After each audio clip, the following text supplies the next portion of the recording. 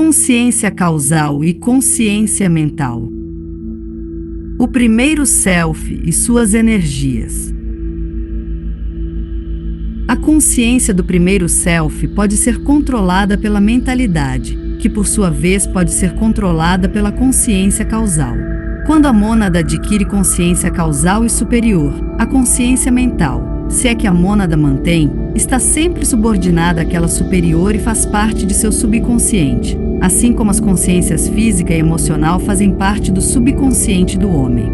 Nos seres coletivos sobre-humanos e divinos, a autoconsciência isoladora das mônadas constituintes mergulhou no subconsciente, e sua atenção contínua é a consciência coletiva nós, além da compreensão humana. Para o homem, a mônada no quarto reino natural, é essencial primeiro alcançar a plena autoconsciência no primeiro self, então, utilizar o primeiro self para o bem do grupo. Este é o caminho para finalmente se juntar aos selves coletivos cada vez maiores. Se, durante o desenvolvimento do primeiro self, a consciência causal também é despertada, então esse primeiro self é caracterizado pelo idealismo, serviço grupal e vontade de sacrifício. É por isso que em todas as verdadeiras escolas esotéricas a ênfase é colocada no motivo. As pessoas que são fortemente individuais e estão desenvolvendo uma consciência de grupo encontram seu caminho nas escolas esotéricas e devem ser guiadas lá em seu trabalho de ativação da consciência causal para que a mônada, usando-a, possa controlar o primeiro self. As características marcantes desses primeiros selves que ainda não são controlados pela consciência causal são a dominância, ambição, orgulho e falta de amor pelo todo, embora frequentemente tenham amor por aqueles que são necessários para eles ou para seu conforto.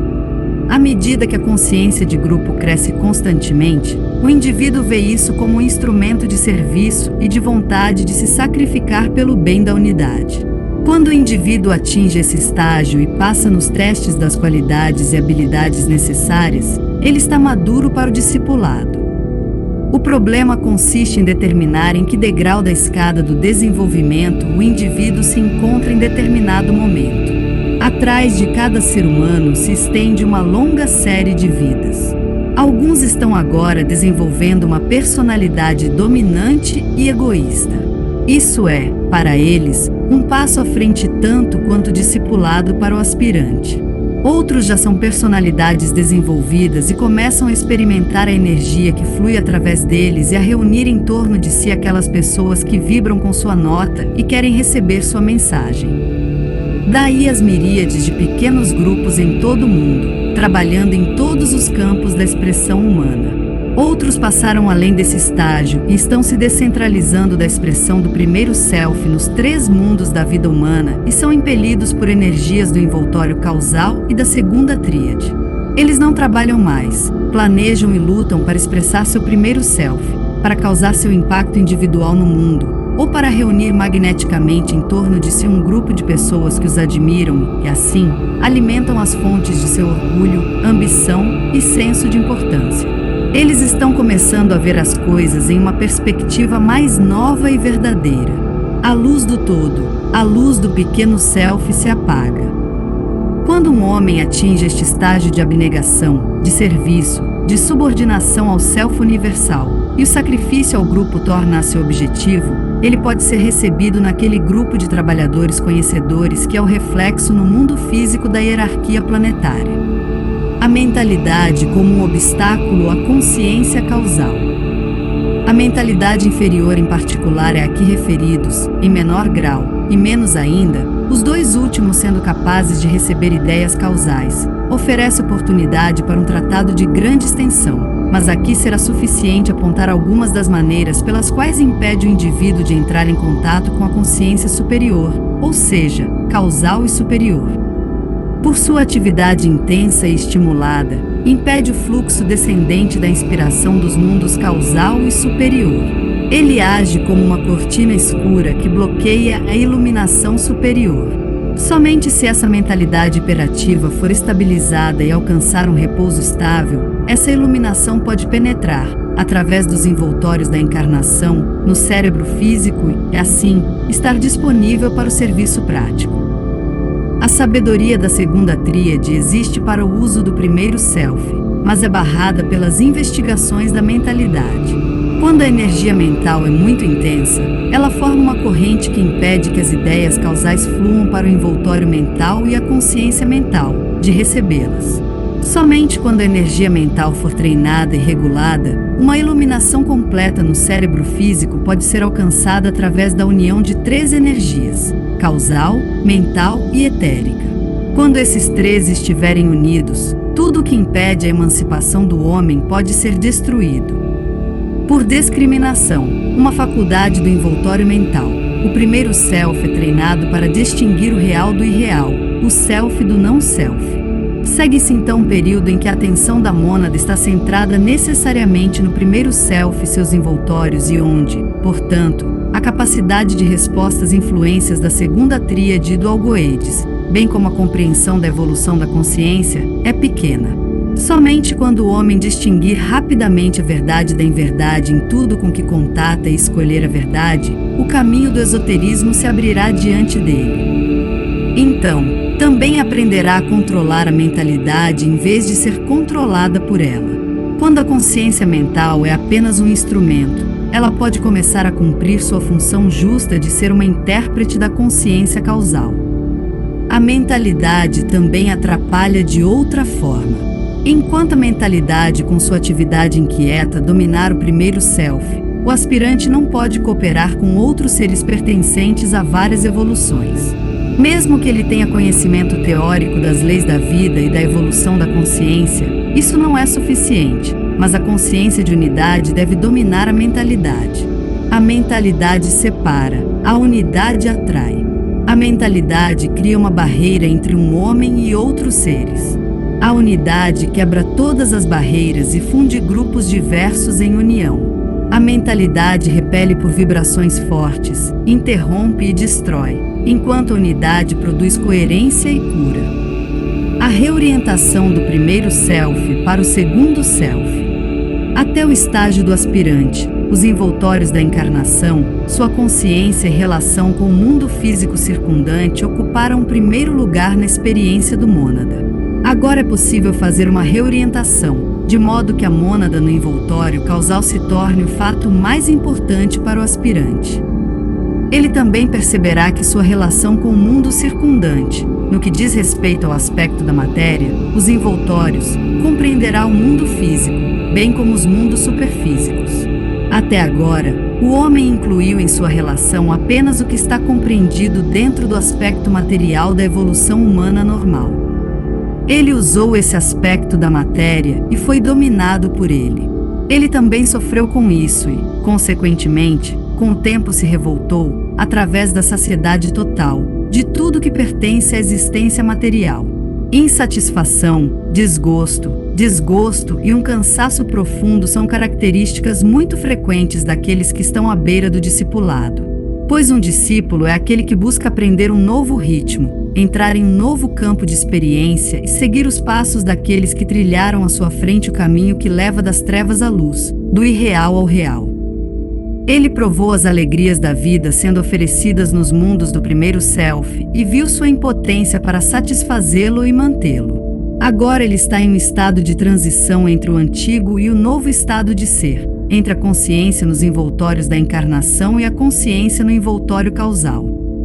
Sua percepção e discriminação crescem lenta e seguramente à medida que o cérebro se torna capaz de ir recebendo iluminação da consciência causal através da consciência mental. À medida que a consciência causal se desenvolve, novos campos de conhecimento tornam-se acessíveis. O primeiro campo de conhecimento que recebe iluminação compreende a totalidade das formas encontradas nos três mundos do homem: o mundo físico, incluindo o etérico, o mundo emocional e o mundo mental. Por meio desse processo, o aspirante ao discipulado toma consciência de seus envoltórios de encarnação, que correspondem a esses três mundos, sua natureza e funções, e começa a ver até que ponto está prisioneiro das atividades mecânicas e automáticas desses envoltórios. Os obstáculos que ele enfrenta enquanto ele está vagando em direção ao objetivo são revelados a ele, e seus problemas são especificados. Muitas vezes, então, ele é tentado a perder a coragem. Nesses momentos, porém, Ele deve se lembrar que, enquanto se prepara para usar suas crescentes forças a serviço da humanidade, Algoides o ajudará com sua inspiração. À medida que ele persevera e luta, supera seus problemas e mantém seus desejos e pensamentos sob controle, o segundo campo de conhecimento é revelado, o conhecimento de Algoides, o envoltório causal, a consciência causal e ele mesmo como um self causal, embora apenas esporadicamente para começar. Nesse processo, ele começa a perceber também a origem daquela energia que é a causa da manifestação dos mundos inferiores. À medida que o conhecimento de si mesmo como um self causal incipiente e a consciência daquilo que ele vê, ouve, conhece e contata na consciência causal são estabilizados, ele também encontra o professor, ele contata o grupo de discípulos do professor, ele se torna claro sobre aquela parte do trabalho comum que ele deve assumir e fazer no mundo físico. Dessa forma, a atividade automática e descontrolada dos envoltórios da encarnação diminui gradualmente, e o homem entra pouco a pouco em contato consciente com o mestre e seu grupo. Mas isso ocorre depois que o inferior foi alinhado com o superior e a iluminação penetrou no cérebro. A aquisição da consciência mental e causal e da vontade pelo aspirante e pelo discípulo. As várias energias que atuam sobre o ser humano e contribuem para seu desenvolvimento constituem seu campo de experiência. Esses dois fatores, desenvolvimento e experiência, devem sempre ser vistos como interligados, pois um condiciona o outro. Como alguém tem experiência nos mundos do primeiro self, há um desenvolvimento paralelo da consciência, desde que se trabalhe sobre a experiência que teve, pois se não o fizer, permanecerá no mesmo nível por 100 encarnações ou mais. Como esse desenvolvimento traz mudanças constantes na concepção e uma consequente reorientação para novos estados de consciência, ele necessariamente leva a uma nova experiência de novos fenômenos, de novos estados de ser, até então desconhecidos. Daí a frequente reação do discípulo ao fato de que para ele ainda não há ponto de paz. A paz era o objetivo do aspirante na época da quarta raça raiz. A realização é o objetivo do discípulo na época da quinta raça raiz. Ele nunca pode ser estático, ele nunca pode descansar, ele está constantemente se ajustando a novas condições, aprendendo constantemente a funcionar nele, posteriormente, descobrindo que eles passam para dar lugar, por sua vez, ao novo.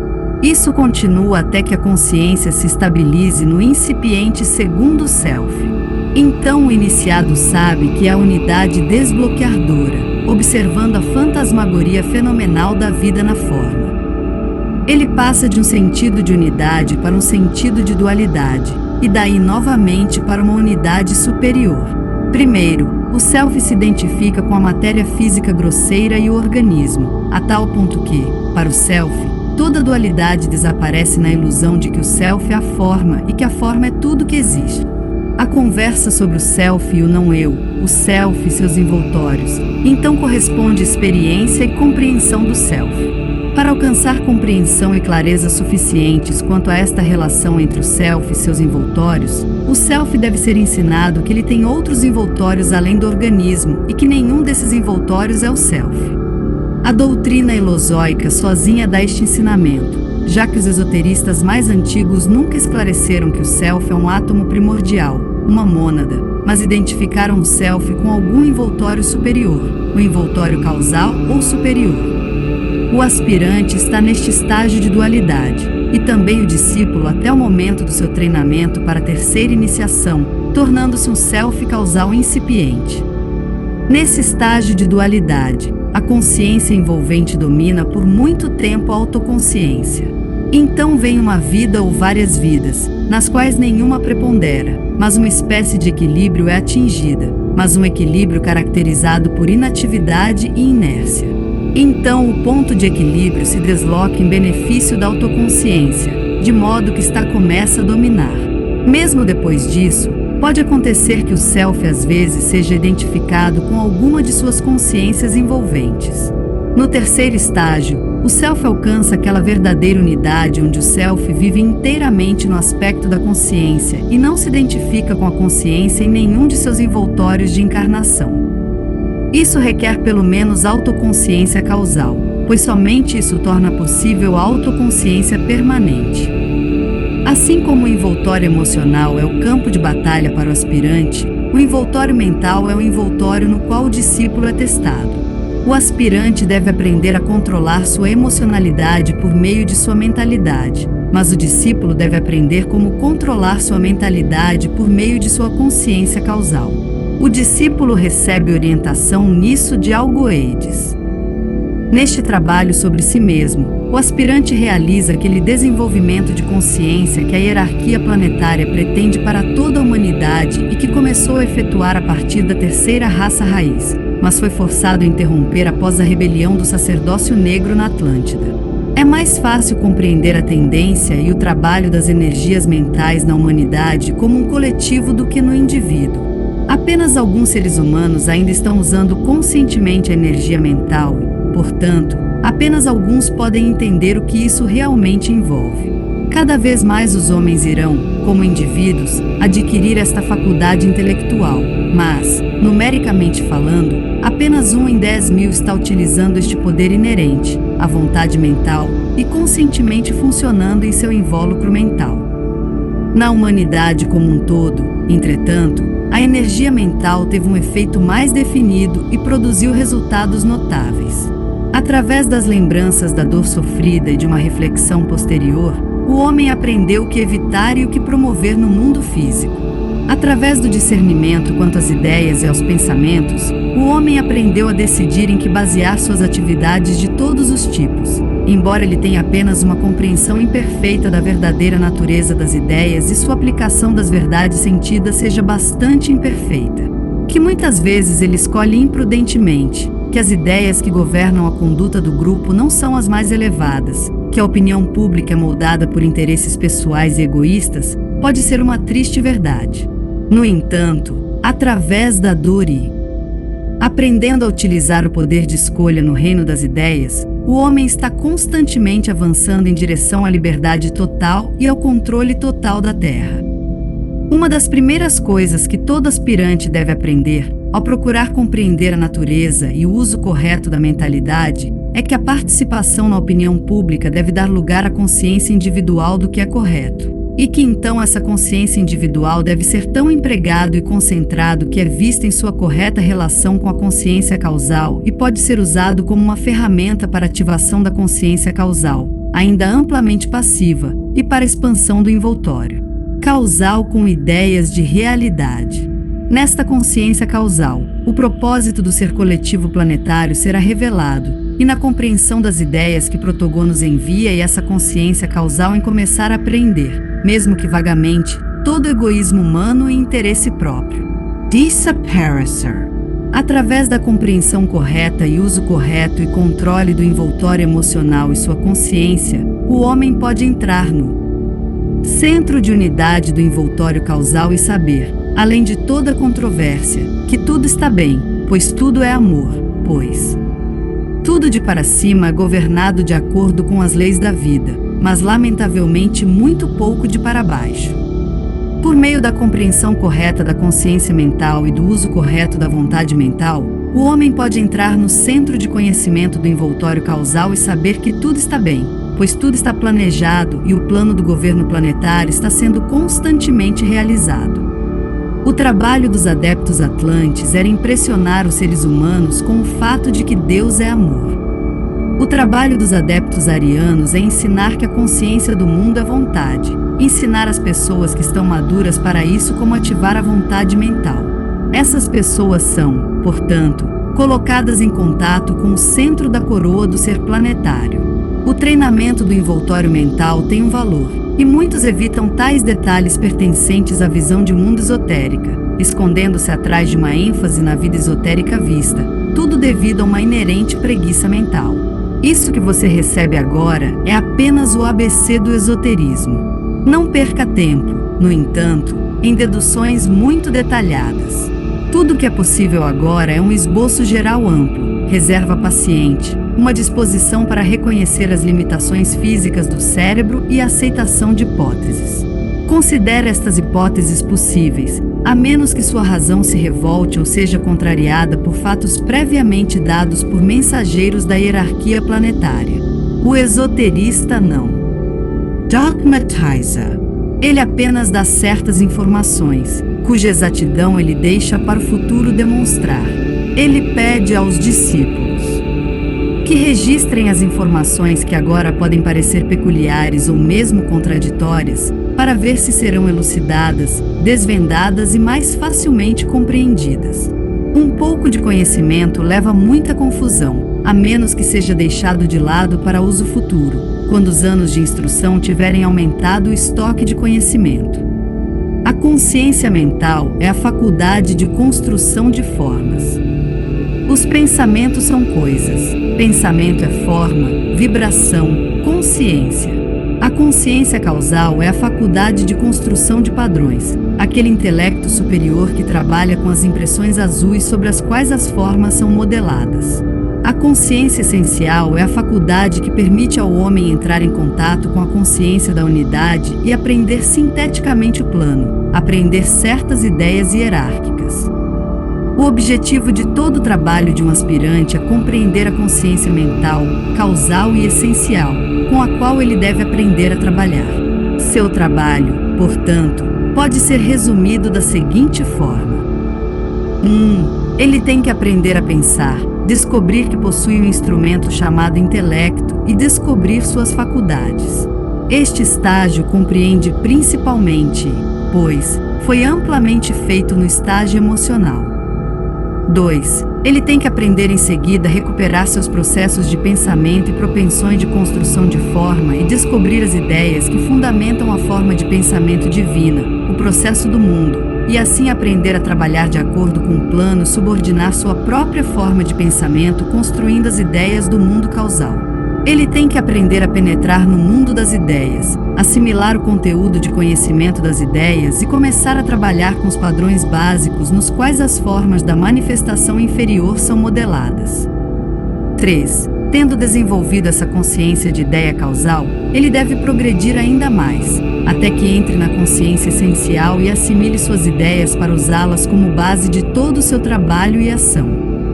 4. Segue-se então o trabalho de construção consciente da forma pensamento, com base nessas ideias. Este trabalho é feito em meditação. Esse processo de desenvolvimento, resumidamente descrito nos pontos 1 a 4 acima, requer muitas encarnações repletas de trabalho conveniente e útil. Somente no estágio seguinte, o estágio causal, estágio de idealidade, será possível para o indivíduo, que não é mais um aspirante, mas um discípulo aceito, penetrar no mundo causal e assimilar o conteúdo do conhecimento das ideias causais. Além disso, o estágio causal, compreendendo 7 níveis, geralmente requer várias encarnações de trabalho dedicado, e somente no final deste o iniciado será capaz de penetrar nas regiões inferiores do mundo. Na época da raça raiz Atlante, o objetivo que a hierarquia planetária estabeleceu foi o despertar no homem da natureza amorosa, como um passo para o despertar do centro do coração. Para fazer isso, os próprios professores da época estavam deliberadamente focados no centro do coração e escolheram trabalhar inteiramente por meio desse centro. Ao fazê-lo, eles subordinavam sua capacidade mental e a energia mental que podiam usar à necessidade dela, que era muito escassa e, na verdade, apenas no treinamento dos iniciados antes da terceira iniciação. Em nossa raça raiz ariana, a condição é inversa. A hierarquia está trabalhando agora inteiramente no mundo mental causal, embora baseando todos os esforços em realizações passadas em conexão com o centro do coração. Até a terceira iniciação, portanto, os discípulos devem se esforçar para trabalhar inteiramente com a energia mental, no esforço de controlá-la, dominá-la e usá-la. Sua tentativa concentra-se então em transmitir a consciência causal e a vontade causal à mentalidade. O objetivo é usar a vontade causal para controlar todo o primeiro self. Quando isso for alcançado, a vontade essencial pode começar a controlar a consciência causal e a vontade. Antes que o discípulo seja capaz de fazer isso, Ele precisará de muitas vidas para conquistar a consciência causal e começar a apreender também a consciência essencial esporadicamente.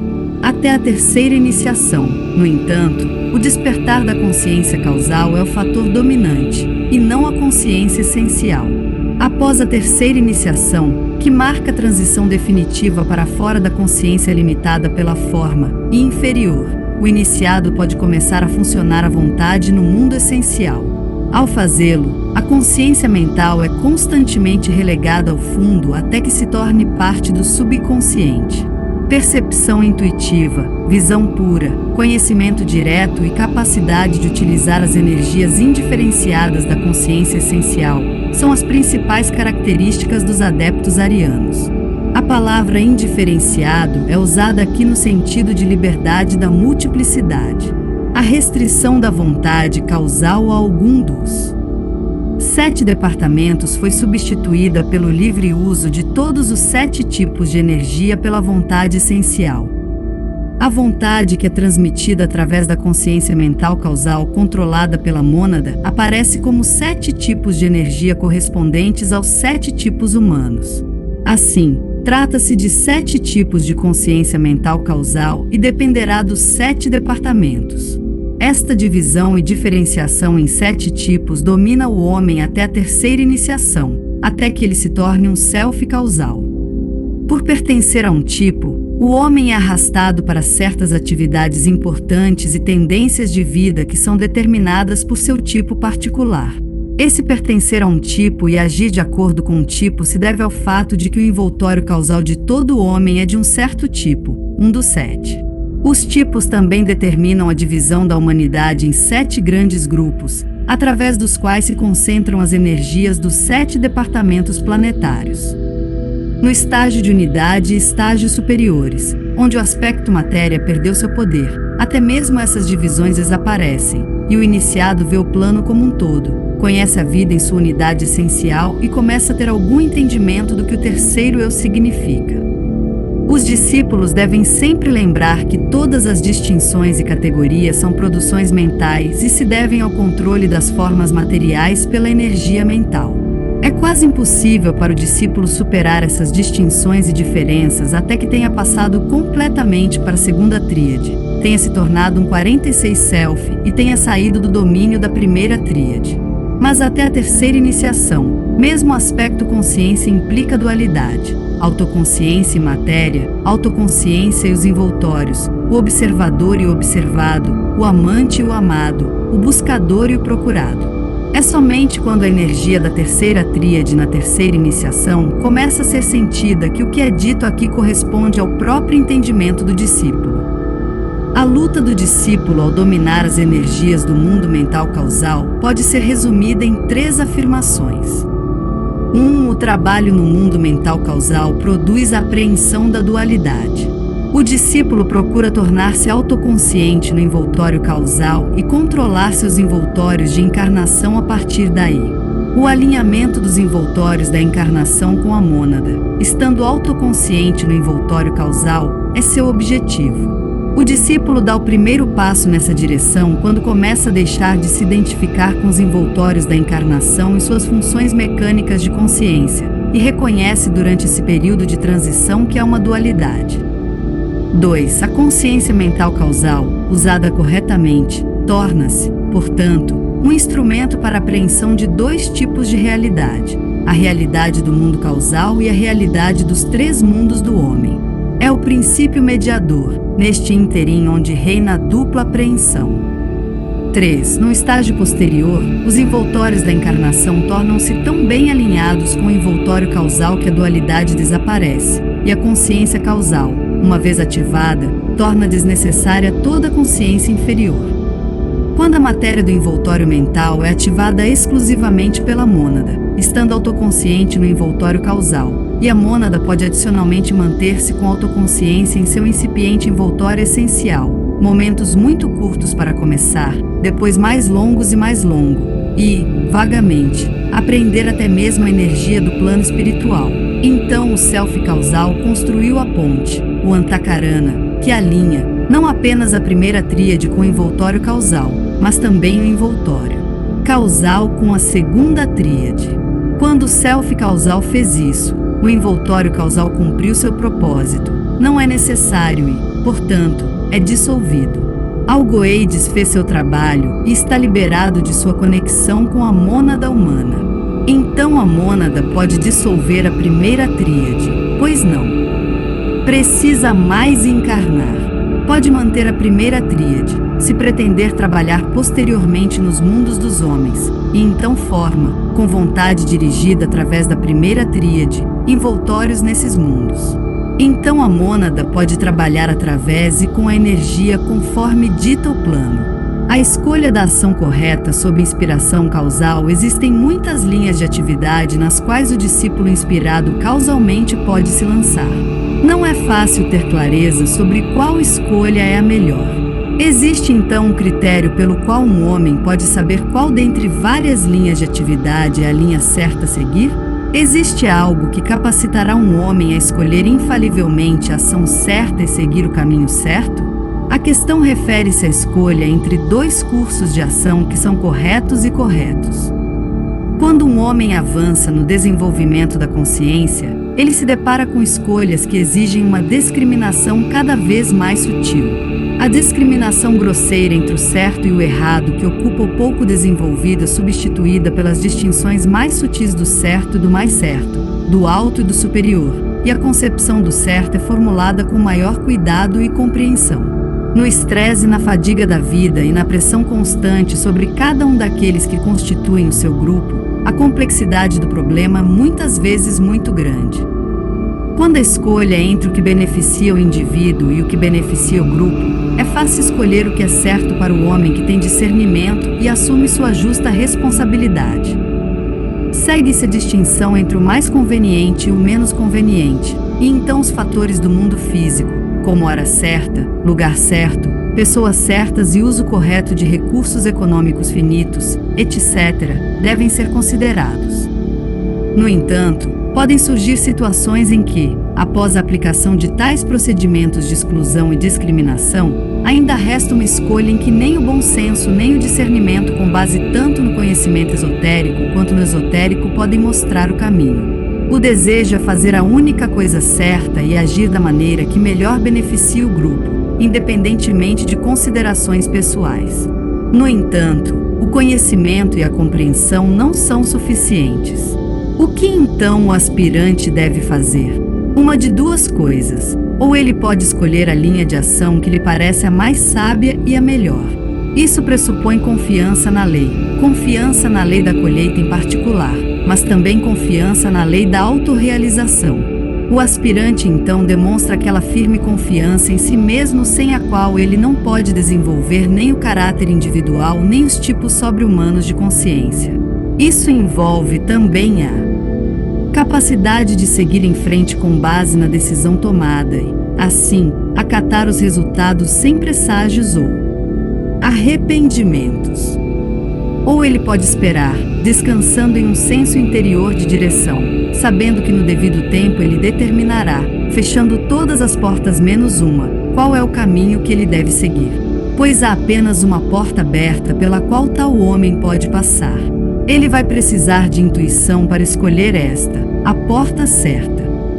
No primeiro caso, erros podem ser cometidos, e assim o homem aprende e segue em frente. No segundo caso, erros são impossíveis e somente ações corretas podem ser tomadas. É óbvio, portanto, que o que determina a escolha do procedimento é a compreensão do estágio de evolução da consciência. Somente o homem altamente avançado pode saber qual é a hora certa, o lugar certo e as pessoas certas e pode distinguir adequadamente entre a intuição e as expressões mentais e emocionais. O homem que deve usar seu bom senso e tomar uma linha de ação baseada em sua compreensão mental não deve praticar o método superior. Ele ainda precisa aprender a usar a consciência mental para tomar a decisão certa e resolver seus problemas. Através deste método, ele crescerá.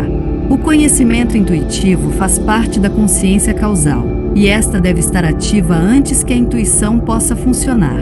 A consciência causal sempre se preocupa com a atividade do grupo e não com os assuntos pessoais do indivíduo. Se você ainda está centrado no primeiro self, deve reconhecê-lo e usar o equipamento disponível. Se, por outro lado, você sabe que está funcionando em consciência causal e se esquece de si mesmo e de seus interesses egoístas a serviço do todo, somente então você pode aplicar o procedimento superior. Então você faz o que o dever indica, assume a responsabilidade a qual está à altura, realiza sua parte no trabalho do grupo. Então, também, o caminho se abrirá diante de você, enquanto você faz a próxima coisa e cumpre o próximo dever. Do correto cumprimento de deveres menores surgirá o favor de cumprir deveres maiores. Assim, para o aspirante de alto grau, a escolha da ação correta depende do uso expedito da mentalidade, do emprego do bom senso e do autoesquecimento. Isso leva ao cumprimento do dever. E para o discípulo todas as coisas acima mencionadas, e além disso, a possibilidade de usar a intuição causal que revelará o momento em que ele pode assumir as responsabilidades do grupo maior simultaneamente com a responsabilidade do grupo menor assumida até então. A intuição não revela como a ambição pode ser alimentada, nem como o desejo de progresso egoísta pode ser satisfeito. A intuição encontra as leis, mas não demonstra ao inferior como a aplicação individual deve ser feita. Felicidade, alegria e bem-aventurança é útil diferenciar entre felicidade, alegria e bem-aventurança. A felicidade tem sua sede nas emoções e é uma reação do primeiro self. A alegria é uma qualidade da consciência causal. É realizado na consciência mental, o mental superior, e, quando este está alinhado com o causal. A bem-aventurança pertence à essencialidade, mundo essencial, o mundo da unidade. O aspirante se refere à sua felicidade ou à sua alegria? Se ele se refere a este último, deve ser o efeito da consciência grupal, da solidariedade grupal, e não pode ser interpretado em termos de felicidade. A felicidade vem quando o primeiro self está satisfeito, quando está contente com seu ambiente ou outros primeiros eus. A felicidade é a meta do self separado. No entanto, quando buscamos viver na consciência causal, o contentamento do primeiro self é descartado e encontramos alegria em nossos relacionamentos grupais e em criar condições que possam ajudar aqueles com quem contatamos a expressar melhor a consciência causal. Isso, trazer alegria aos outros, a fim de produzir condições nas quais eles possam se expressar melhor, pode ter um efeito físico quando buscamos melhorar as condições de suas vidas físicas, ou um efeito emocional, pois nossa presença lhes traz paz e elevação, ou um resultado intelectual à medida que os estimulamos à clareza de pensamento e compreensão. Mas o efeito sobre nós mesmos é alegria, pois nossa ação foi altruísta e não aquisitiva, e não dependente da circunstância do aspirante ou do estado mundano. Muita felicidade é necessariamente perdida quando o doente à saúde faz sentir sua pressão, conforme o ambiente é difícil e a colheita acumulada de muitas vidas pressiona, ou quando os problemas da família, nação ou raça pesam o primeiro self sensível. A felicidade da juventude ou o contentamento egocêntrico da pessoa egoísta e isolada, que se esconde atrás do escudo de seus desejos protetores, não deve ser confundida com alegria. Em meio à aflição e infelicidade do primeiro self, a alegria da consciência causal pode ser experimentada. É para isso que o aspirante deve almejar. Na destruição da forma está escondido o segredo de toda a evolução. Os adeptos utilizam a forma ao máximo. Eles procuram trabalhar através dele, aprisionando a vida em paredes confinantes enquanto o propósito for servido e a raça instruída por meio dessa forma. Então chega o momento em que a forma não serve mais ao propósito pretendido, quando a estrutura se atrofia, cristaliza e se torna frágil. Sua destruição torna-se então importante e útil, e vai, para ser substituída por uma nova forma. Sempre a construção da forma, sempre a sua utilização pelo maior tempo possível, sempre a destruição da forma quando ela estorva e estorva a expansão da luz, sempre então a rápida construção de uma nova forma.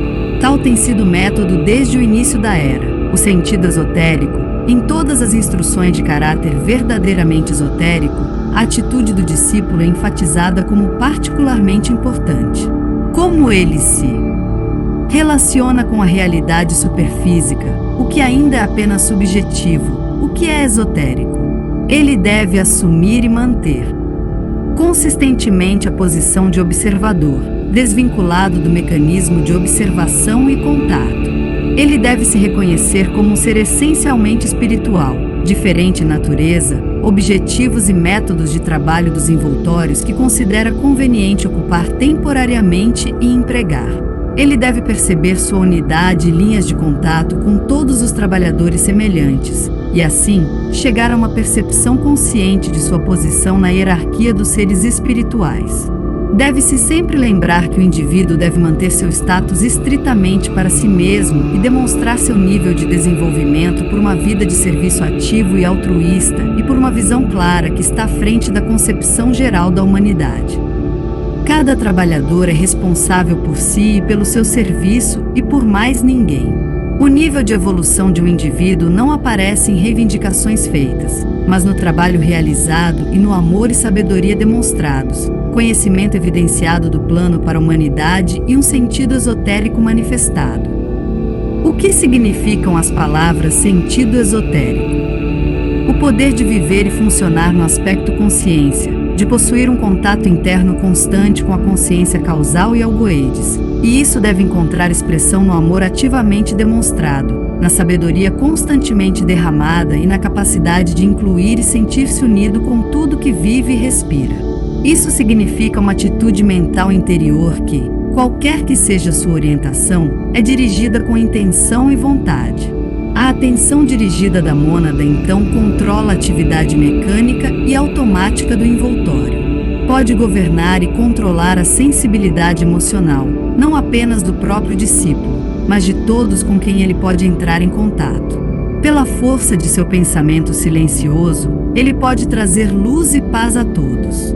Por meio desse poder mental, ele pode sintonizar o mundo mental e o mundo causal e pode discriminar e escolher as forças mentais e os conceitos que o capacitarão, como trabalhador sob o plano, a influenciar seu ambiente e vestir o corpo. Novos ideais nessa matéria de pensamento que os permitirão ser mais facilmente reconhecidos no pensamento e na vida cotidiana.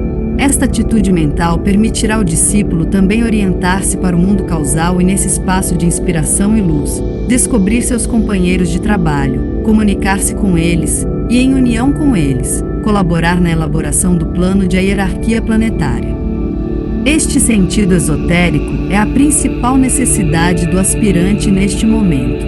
Até que os aspirantes o tenham compreendido e possam usá-lo, eles nunca poderão fazer parte do novo grupo. Eles nunca podem trabalhar como magos brancos, e essas instruções permanecerão para eles teóricas e principalmente intelectuais, em vez de práticas e eficazes. Para cultivar esse sentido esotérico interior, é necessária meditação, e meditação contínua, nos estágios iniciais do desenvolvimento.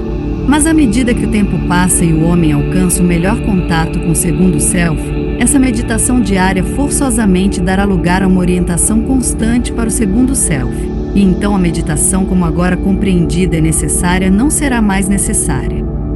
A não identificação do homem com seus invólucros utilizáveis e formas pensamento será então tão completa que ele viverá para sempre no lugar do observador. A partir desse ponto e atitude, dirigirá suas atividades mentais e emocionais e as energias que o tornam físico. Expressão possível e útil. A primeira etapa neste desenvolvimento e cultura do sentido esotérico consiste na manutenção da atitude de observação constante sem identificação. O desenvolvimento mental superior no futuro para trabalhar no mundo mental é necessário ter um intelecto bem desenvolvido e também ter alcançado alguma medida de controle da consciência. O amor é o grande unificador, o principal impulso atrativo, macrocósmico e microcósmico, mas o intelecto é o principal fator criativo e usuário das energias do cosmos. O amor atrai, mas o intelecto atrai, repele e coordena, de modo que sua potência é inconcebível. Não é possível sentir vagamente um estado de coisas no campo mental análogo ao que agora se vê no emocional? Podemos imaginar a condição do mundo quando o intelecto é tão potente e tão atraente quanto o desejo e o sentimento neste momento? Assim também as pessoas serão conduzidas para a nova era, em que a conversa desaparecerá e os livros darão em nada, pois as linhas de comunicação mental ficarão abertas. A comunicação dependente da linguagem caracteriza não apenas o mundo físico, mas também o mundo emocional. Somente no mundo mental toda comunicação é independente da linguagem, somente ali reina a verdadeira telepatia. As pessoas reconhecerão que o ruído obstrui a relação telepática. A palavra escrita também não será necessária, pois as pessoas usarão símbolos de luz e cor para complementar através do olho o que a audição mental registrou. Isso está em um futuro distante. Serão faculdades nas vindouras sexta e sétima raças raiz. A linguagem comum é tão insatisfatória no campo do conhecimento quanto o antigo banho de sebo no campo da iluminação. A luz elétrica substituiu-a, e algum dia a verdadeira comunicação telepática e a visão tomarão o lugar da linguagem falada e escrita. Com o tempo, a inter-relação entre os indivíduos no novo grupo de servidores do mundo, espalhados por todo o mundo, será tão próxima que eles se encontrarão diariamente em um horário definido no mundo causal, sendo protegidos da interferência de a loja negra e suas maquinações. Isso só se torna possível quando o cérebro e a consciência mental do indivíduo estão alinhados com a consciência causal. Portanto, todos os 3 tipos de consciência estão simultaneamente em contato com os membros do grupo. Nesse alinhamento, o trabalho mais difícil é fazer com que o cérebro físico participe da conexão que está sendo estabelecida. A capacidade do cérebro de receber e registrar corretamente as impressões causais pode ser desenvolvida apenas depois que o centro da sobrancelha do envoltório etérico foi despertado para atividade consciente, em seguida, alinhado com o centro da coroa, de modo que os 2 centros vibrem em uníssono e, ao fazê-lo, ativar centros no cérebro orgânico. Também a consciência mental deve ser desenvolvida para que o indivíduo possa voltar-se à vontade externamente para o mundo físico ou internamente para a consciência causal, e também discriminar de forma inteligente entre as impressões de todos os mundos físico, emocional, mental e causal. Concentração, meditação, contemplação. A maioria dos alunos não consegue pensar com clareza. O pensamento claro pressupõe a capacidade de dissociar-se, pelo menos temporariamente, de todas as reações e atividades emocionais. Enquanto o invólucro emocional estiver em estado de vibração descontrolada e seus desejos, sentimentos e humores forem suficientemente poderosos para atrair a atenção do self, os processos ativos de pensamento não emocional não são possíveis. Para entender claramente como o self controla a emocionalidade por meio da mentalidade, porque esse controle é necessário, deve-se primeiro ter algum conhecimento da natureza e das faculdades da consciência mental e apreciar o valor da concentração e da meditação. A concentração é a focalização ou orientação da consciência mental para a consciência causal. Isso significa que as tendências mecânicas e automáticas comuns para a construção de formas pensamentos são temporariamente inibidas. Através da meditação, que é o poder desenvolvido da consciência mental para manter sua atenção na consciência causal, e nessa consciência causal tornar-se consciente do plano, ele aprende a apreender as ideias de que precisa. Através da contemplação, ele entra naquele silêncio que o capacitará a extrair conhecimento da consciência coletiva do mundo causal e conhecer. Este é o trabalho diante de cada aspirante, portanto, a necessidade de compreender a natureza de seu problema mental, as ferramentas com as quais ele deve necessariamente trabalhar e o uso que deve fazer do que aprende e ganha através do uso correto de seu instrumento mental. A contemplação é aquele período de quietude que se segue à atividade, considerada tão difícil para o iniciante, de alinhar o cérebro com a consciência mental, o mental superior, no início, depois, e a consciência mental com a consciência causal consciência, em cujo processo o envoltório emocional e os 2 tipos moleculares inferiores do envoltório mental são aquietados, de modo que a concentração e a meditação são alcançadas, o que irá servem para reorientar a consciência mental para o causal. Este interlúdio é análogo à inalação. Neste ciclo, a consciência é reunida e elevada. Quando o sucesso coroa esse esforço, a autoconsciência escapa do primeiro self e se torna autoconsciência no envoltório causal. A consciência causal torna-se ativa e é apreendida tanto no mental quanto no cérebro. A atividade automática e mecânica dos envoltórios da encarnação se aquieta. Há um momento de espera inspirada. O mental superior é ativado, mas inativo no que diz respeito à atividade mecânica e automática, e é apenas um receptor claro da consciência causal. Enquanto isso, a mônada, causalmente autoconsciente no envoltório causal, pensa em uníssono com todos os indivíduos causalmente conscientes dentro do próprio grupo do homem. É necessário para isso. Explora os recursos da consciência coletiva causal e formula seus propósitos de acordo com o plano abrangente do planeta. Este ciclo de atividade de consciência causal registrada é seguido pela fase de expiração. O interlúdio chega ao fim. O mental que espera torna-se novamente ativo, na medida em que foi corretamente alinhado e mantido em uma atitude puramente receptiva, torna-se o intérprete e o instrumento da consciência causal, que agora voltou sua luz sobre a autoconsciência atenta. Através desse meio, o causal pode agora elaborar os planos que formulou no interlúdio da contemplação. A natureza emocional é varrida pelo desejo de realizar no mundo físico os planos com os quais o mental superior corretamente alinhado busca enriquecer sua experiência.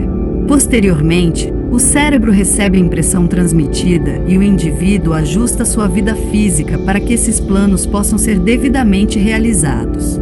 Isso, é claro, delineia o mecanismo, treinado, ajustado e responsivo corretamente, uma coisa rara de se encontrar. A segunda parte do interlúdio torna-se possível somente quando o primeiro interlúdio, o da contemplação, foi alcançado. O discípulo que busca cooperar com a hierarquia planetária, participar de seu trabalho no mundo físico, tem que aprender a trabalhar não apenas alcançando o estágio de contemplação, mas também usando, com conhecimento e compreensão, os interlúdios entre a inspiração e a respiração. Exalação no sentido puramente físico. Este é o verdadeiro objetivo da ciência da respiração. A consciência cerebral está necessariamente envolvida.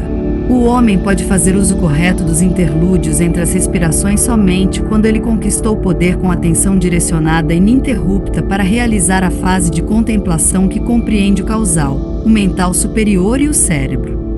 Assim como o mental superior foi ativado e aquietado para se tornar um receptor claro da consciência causal, a consciência do cérebro etérico deve ser receptiva à impressão do mental superior. Portanto, um interlúdio, do ponto de vista do causal e do mental superior alinhado com ele, ocorre após a autoconsciência ter sido reunida no causal, e o outro ocorre no final desse primeiro interlúdio, quando o discípulo dirige a consciência causal ao mundo físico. A expiração segue a inspiração e também tem seu interlúdio. O discípulo deve adquirir facilidade em utilizar esses dois interlúdios, um dos quais influencia a mentalidade superior e o outro cérebro e os centros superiores do envoltório etérico. Há, como sempre, uma analogia física desse processo de captação de atenção para a consciência causal e sua saída para dentro e para fora do causal, com seus dois interlúdios de quietude e de pensamento. Os resultados desses interlúdios são os seguintes. No primeiro ou superior interlúdio, a consciência causal recebe uma ideia causal ou parte de tal ideia e a transmite ao mental superior que espera. No segundo interlúdio ou inferior, o mental superior tenta formular a ideia causal em uma ideia mental e transferi-la para o cérebro, ao que se segue a ação física. Estudantes de esoterismo que demonstraram sua devoção e seu equilíbrio mental, e que obedecem às regras e às leis, podem começar a usar os interlúdios entre as duas fases da respiração física para intensa atividade e o uso da força de vontade para produzir efeitos mágicos. A autoconsciência, focalizada no cérebro e tendo participado do trabalho de contemplação, pode agora proceder ao trabalho de realização do plano no mundo físico. O homem consciente realiza este trabalho usando a energia concentrada da vontade na quietude alcançada. Como pode ser visto, esses interlúdios respiratórios também são em número de 2, após a inspiração e após a expiração. Quanto mais experiente o discípulo, mais longo será o interlúdio e maior a oportunidade Portanto, para o trabalho mágico concentrado e para a pronúncia daquelas palavras de poder que farão o propósito mágico ser. Como isso tem que ser feito? Como trazer, lá, escalar as ideias causais para a mentalidade e como construir depois as formas pensamento, isto é, revestir as ideias em conceitos mentais. Não importa quão pequeno ou sem importância um pensador individual possa ser, ainda assim, em cooperação com seus irmãos, ele exerce uma força poderosa. O poder do grupo pode acarretar um reforço muito maior do que a mera soma dos indivíduos que compõem o grupo. No entanto, a quantidade nunca pode substituir a qualidade necessária. Se as pessoas que compõem o grupo não vão além do pensamento de princípio, eles podem ser muitos, mas não entenderão mesmo uma ideia causal. No entanto, um grupo cooperativo de pensadores de perspectiva e sistema efetuaria uma revolução mental. Somente por meio do pensamento correto e firme das pessoas e da compreensão do uso correto da energia mental, a evolução progressiva pode seguir as linhas desejadas. Lá, isso será possível em um futuro distante, mas dificilmente em nossos tempos. O pensamento correto depende de muitas coisas, e pode ser útil afirmar algumas delas de maneira bem simples. 1. A capacidade de apreender a visão. Isso envolve a capacidade de compreender, mesmo que vagamente, o arquétipo no qual a hierarquia planetária está tentando moldar a raça. Envolve a cooperação no trabalho do Manu e o desenvolvimento do pensamento abstrato e sintético. Lá, consciência causal e o tipo mais elevado de consciência mental, e lampejos da intuição extraem um toque do plano ideal, uma vez que se encontra no governo planetário. À medida que os homens desenvolvem essa capacidade, eles tocarão fontes de poder que não estão no mundo mental causal, mas no mundo do qual o próprio mundo mental causal extrai sustento. 2. Então, tendo aprendido a visão e vislumbrado uma fração de sua beleza, o pouco que os homens veem é impressionante. Em suas mãos está a oportunidade de trazer para o mundo mental o máximo possível do plano. Nebuloso e fraco a princípio é o seu alcance depois dele, mas ele começará a tomar forma. Raramente, a princípio, você descobrirá que pode contatá-lo, pois a visão vem através do envoltório causal e poucos podem manter essa consciência elevada por muito tempo. Mas a luta para aprender levará a resultados. Pouco a pouco, a ideia se infiltrará no mundo mental. Então torna-se um pensamento mental, algo que pode ser definitivamente apreendido e formado como base para o pensamento. 3. Em seguida, vem um período em que você constrói sua forma pensamento com o máximo de visão que puder trazer para a sua consciência. Lentamente isso deve ser feito, pois a vibração deve ser estável e a forma deve ser bem construída.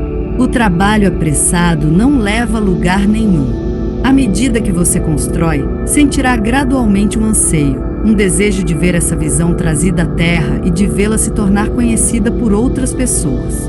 Então você vitaliza a forma pensamento com o poder de sua vontade. Você procura fazê-la existir. O ritmo torna-se mais pesado e lento. O material construído em sua forma é necessariamente mais grosseiro e você descobre que sua forma pensamento da visão está revestida de matéria mental e emocional.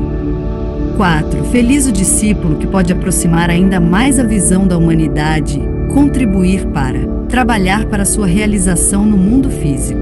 Lembre-se disso, que a realização de qualquer aspecto da visão no mundo físico nunca é a obra de um homem. Somente quando for apreendido por muitos, somente quando eles trabalharem em sua forma material, essa visão poderá ser manifestada no mundo físico por meio de seus esforços conjuntos. Isso mostra o valor de educar a opinião pública, pois tal educação traz os muitos ajudantes em auxílio dos poucos visionários.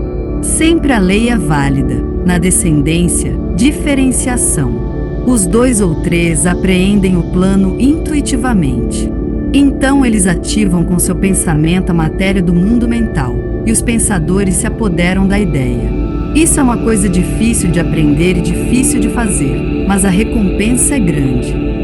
A publicação dos Ilozoicos a partir do ano de 1950 facilita a aproximação da visão ao homem, pois foi possível reduzir as ideias causais a um sistema mental liberado da imprecisão do simbolismo.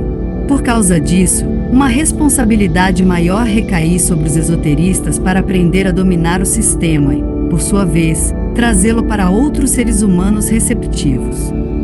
Para aqueles que lutam, se esforçam e persistem, a alegria dobrada quando a visão é realizada no físico. A alegria do contraste será sua, pois, conhecendo o passado das trevas, você se deleitará na luz da fruição. A alegria do companheirismo experimentado e testado será sua, pois, anos terão provado a você quem são seus associados escolhidos, e em comunidade de sofrimento virá o elo fortalecido. A alegria da paz após a vitória será sua, pois para o guerreiro cansado os frutos da conquista e do descanso são duplamente doces.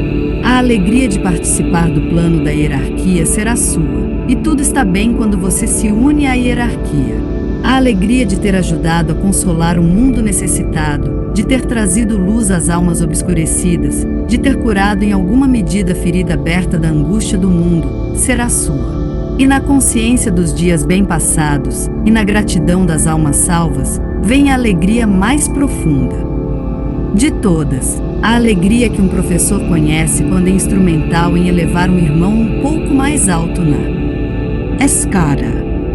Esta é a alegria que está diante de todos vocês, e não muito longe disso. Portanto, trabalhe, não pela alegria, mas em direção a ela, não por recompensa, mas pela necessidade interior de ajudar, não por gratidão, mas pelo desejo que vem de ter visto a visão e a função que você tem que cumprir para realizar essa visão na Terra. Fim.